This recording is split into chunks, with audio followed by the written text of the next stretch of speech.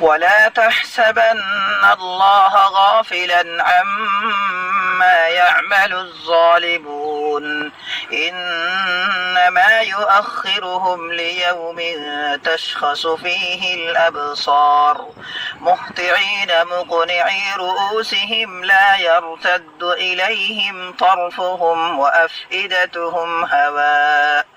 وأنذر الناس يوم يأتيهم العذاب فيقول الذين ظلموا ربنا أخرنا إلى أجل قريب نجب دعوتك ونتبع الرسل أولم تكونوا أقسمتم من قبل ما لكم من زوال وسكنتم في مساكن الذين ظلموا أنفسهم وتبين لكم كيف فعلنا بهم وضربنا لكم الأمثال وقد مكروا مكرهم وعند الله مكرهم وإن كان مكرهم لتزول منه الجبال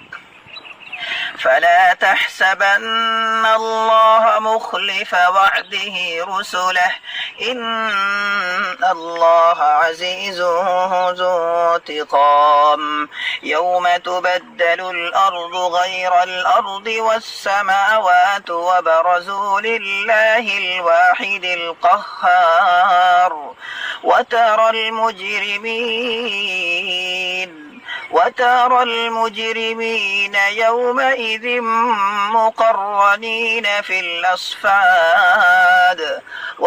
المجرمين يومئذ مقرنين في الأصفاد سرابيلهم من قطران وتغشى وجوههم النار ليجزي الله كل نفس